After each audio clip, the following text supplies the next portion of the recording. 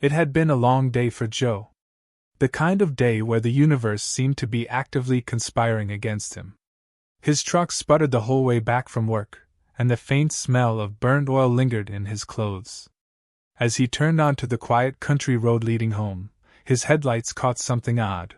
A shimmering, glowing creature sprawled on the side of the road.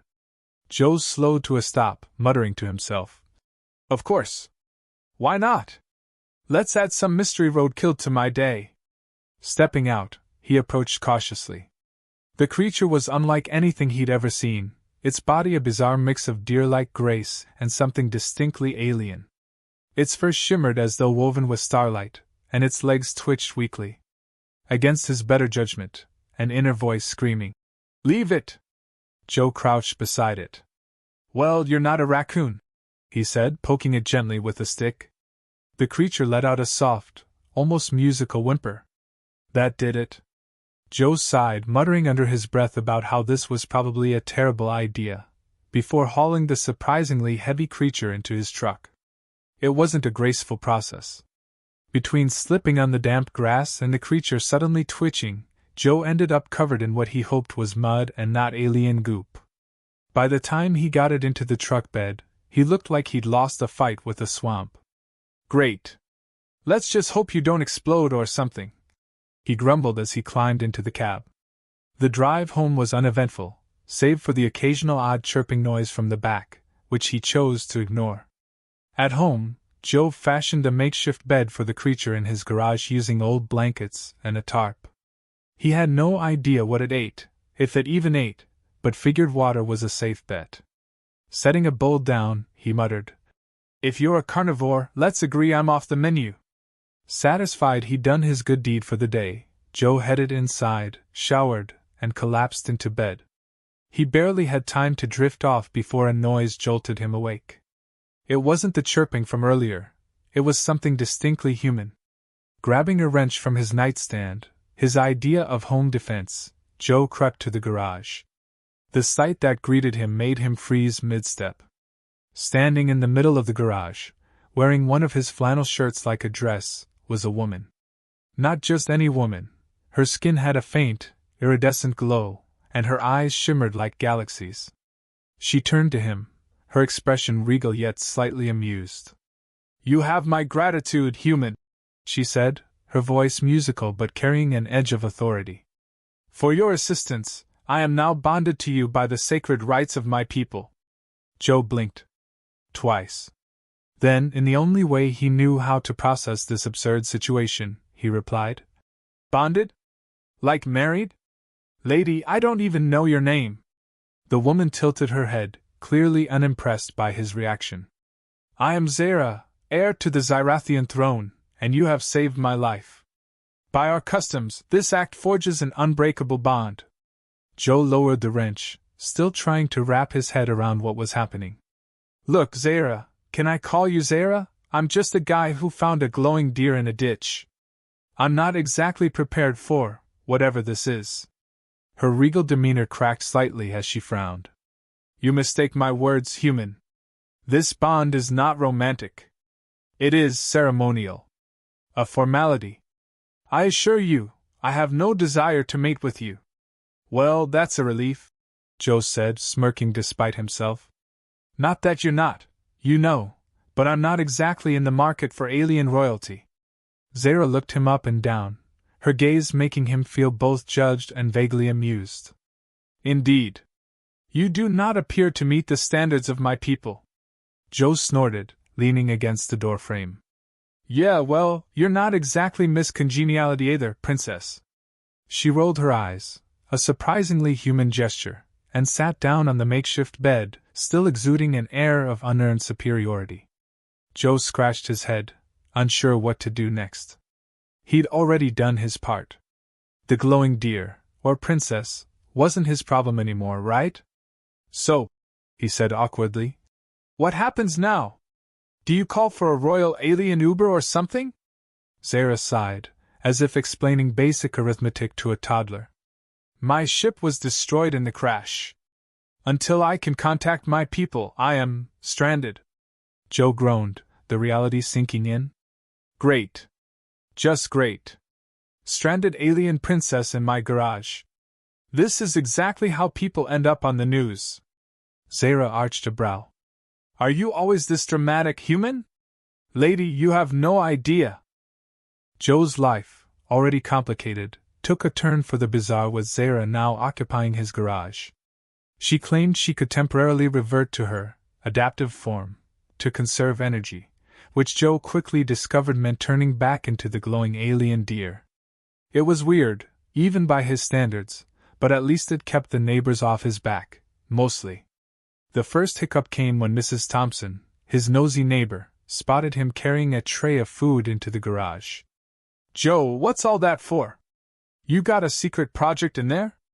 Yeah, Joe replied, doing his best to sound casual. Experimental, pet stuff. Real hush-hush.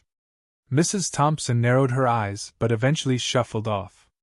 Back in the garage, Zara was waiting in her humanoid form, her expression a mix of amusement and disdain. You truly excel at deception, she remarked. It's almost admirable. Thanks, Joe said flatly. By the way, maybe keep the glowing deer thing to a minimum. I don't need rumors flying about me running a freak show. Zara smirked. And yet here I am. Their dynamic quickly fell into an odd routine. Zara would alternate between her animal and humanoid forms, observing Joe with an intensity that made him self-conscious. She critiqued everything: his eating habits, his lack of organization, and especially his truck repairs. Primitive, she declared one evening, watching him struggle with a stubborn bolt. Your tools are inefficient. On Zyrath, we have technology that could fix this in seconds. Well, we don't all come from fancy alien utopias, Joe muttered, gritting his teeth as he yanked at the bolt. Some of us have to make do with what we've got. Zara tilted her head, curiosity flickering in her eyes. Yet you persist, despite the limitations. Fascinating. Yeah, well, persistence doesn't fix trucks, Joe said, standing up to stretch. But beer helps. He shot her a grin, half expecting a sarcastic retort, but she just watched him quietly, as if trying to decode some hidden meaning in his words. Their banter was interrupted when Joe's best friend, Mike, showed up unannounced. Zara, in her humanoid form, managed to duck behind a stack of boxes just in time, but not before Mike caught a glimpse of movement. Hey man, what's with the stash of blankets in the garage? Mike asked, leaning casually against the doorframe. You hiding something? Or someone? Just cleaning up, Joe said quickly. You know, spring cleaning. In December? Mike raised an eyebrow. Come on, Joe. What's really going on? Before Joe could come up with a convincing lie, Zara made an ill-timed appearance, stepping out from behind the boxes with an air of regal indifference. Mike froze, his jaw dropping. Joe? Care to explain? She's a foreign exchange student, Joe blurted, inwardly cringing at how ridiculous it sounded. From where? Glowtown? Mike shot back, still staring at Zara, who was now examining him with mild curiosity. She's visiting, Joe continued, digging the hole deeper. Long story. Very complicated. Zara, clearly unimpressed with his improvisation skills, stepped forward. I am Zara, she said simply, her voice carrying that unearthly musical quality. And yes, it is complicated. Mike blinked, clearly struggling to process the situation. Joe, man, you've got some explaining to do. Later, after Mike left, still thoroughly confused, Joe turned to Zara, exasperated. Could you maybe not just waltz out like that next time? I am not accustomed to hiding, Zara replied, her tone imperious. It is beneath me. Well, get used to it, Joe snapped. Unless you want the whole town thinking I've got an illegal alien in my garage. Zara raised an eyebrow, the corner of her mouth twitching in what might have been a smirk. Technically, that is accurate. Despite the chaos, moments of quiet began to emerge. One night, as Joe worked on his truck, Zara watched from a nearby stool, her usually sharp gaze softened by something he couldn't quite place. Why do you do this? She asked suddenly. Do what? Joe replied, not looking up. Persist, she said, gesturing vaguely at the truck.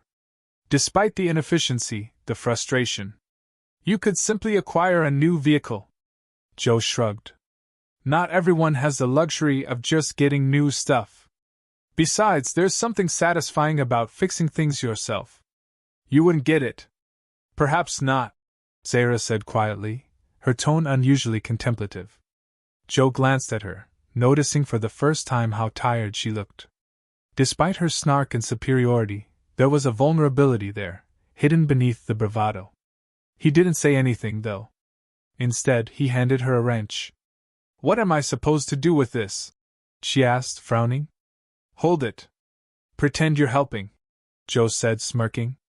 She rolled her eyes but took the wrench, and for a brief moment, the garage was filled with an easy silence. It wasn't much, but it felt like progress. Zara's fascination with humanity became increasingly apparent as she began her so-called evaluation. She peppered Joe with endless questions, most of which left him either baffled or amused. Why do humans store unnecessary objects in junk drawers yet refuse to discard them? She asked one morning, holding up a tangle of rubber bands and mismatched batteries she'd discovered in his kitchen. Because you never know when you'll need them, Joe replied, shrugging. It's called being prepared. For what? A catastrophe involving rubber bands? Zara's tone was deadpan, but the faintest glimmer of amusement flickered in her eyes. Her observations weren't limited to his house. She insisted on accompanying him to the DMV when he went to renew his license, an errand that turned into an all-day ordeal. As they sat in the waiting area, Zara scanned the room, her expression a mixture of disbelief and mild horror. This bureaucracy is inefficient beyond comprehension, she remarked. Why are you required to sit here for hours when the task could be accomplished in moments? Welcome to Earth, Joe replied dryly. We like to make everything as painful as possible. Zara studied the clerks behind the counter, her gaze narrowing. They appear to take pleasure in this suffering. Is this a form of psychological warfare? Joe chuckled. You're not entirely wrong. Her commentary continued as they drove home, touching on everything from the potholes in the road to the fast food drive-thru where Joe grabbed dinner. When he handed her a greasy burger, she poked at it suspiciously before taking a bite. This is surprisingly acceptable, she admitted, though her tone suggested she was doing him a favor by eating it. You're welcome, Your Highness, Joe said, rolling his eyes. Glad our primitive Earth food meets your royal standards.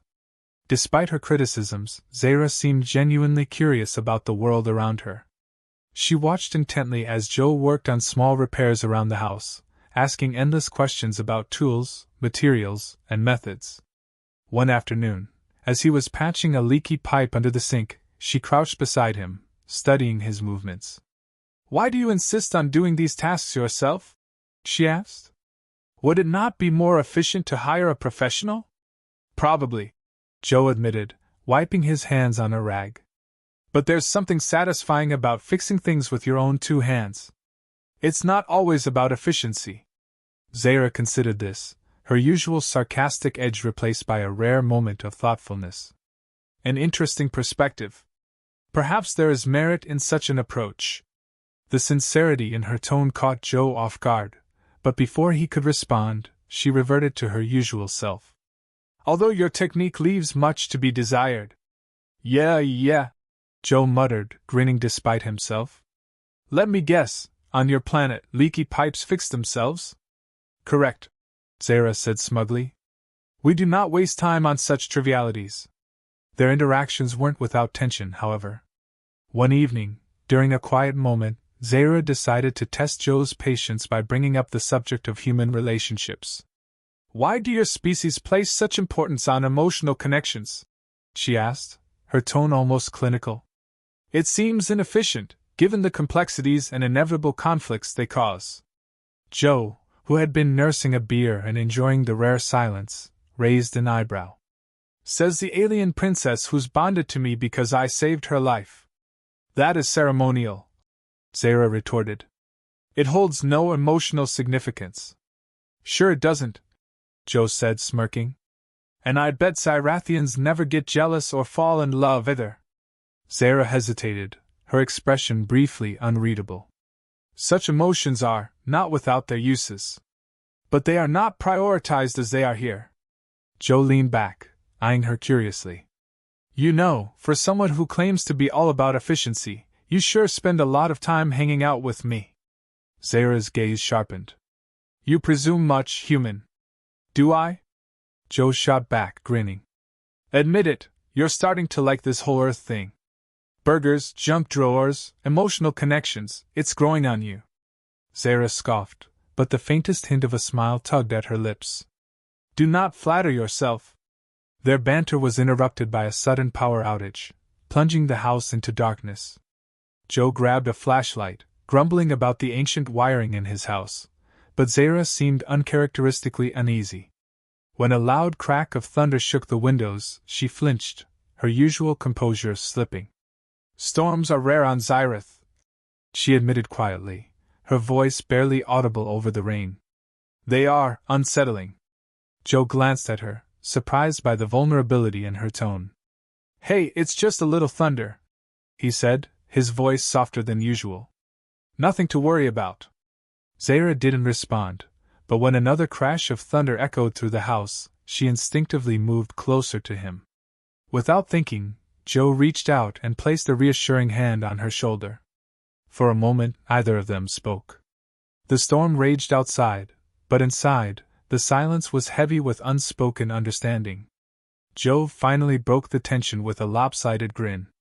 Guess this makes me your emotional support human, huh? Zara's laugh was unexpected, soft, and genuine. A most peculiar role, but perhaps fitting. Joe chuckled, shaking his head. You're a weird one, princess. And yet, Zara said, her tone laced with amusement, you persist in tolerating me. Yeah, well, Joe replied. Guess I've got a thing for hopeless causes. Zara raised an eyebrow but said nothing, her expression thoughtful as the storm began to subside. As the days passed, Zara's purpose for staying on Earth became clearer. She wasn't just observing humanity, she was evaluating it.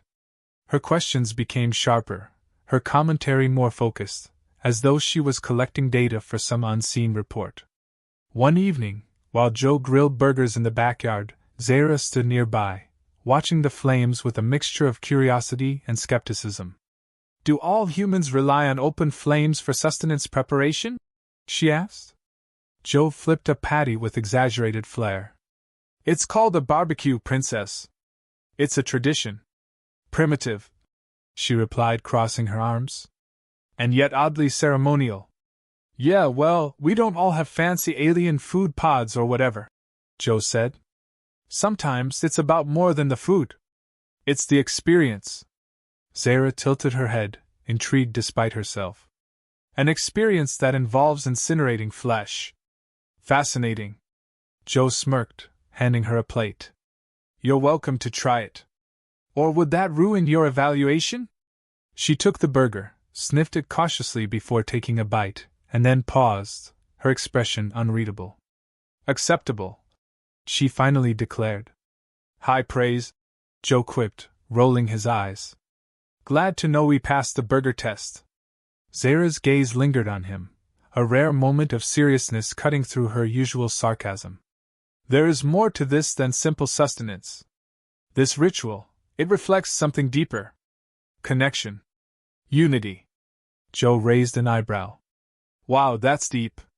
Are you sure you don't want to write a dissertation on burgers? Her lips twitched in the faintest hint of a smile. Perhaps. As the sun set, Joe leaned back in his chair, sipping a beer while Zara continued her quiet contemplation. The silence was comfortable, but it didn't last. I have reached a conclusion, she said suddenly, her voice carrying a weight he hadn't heard before. Joe glanced at her, curious. Oh yeah? About what? Zara hesitated, as though choosing her words carefully. Humanity. Your species is flawed, chaotic, frequently irrational.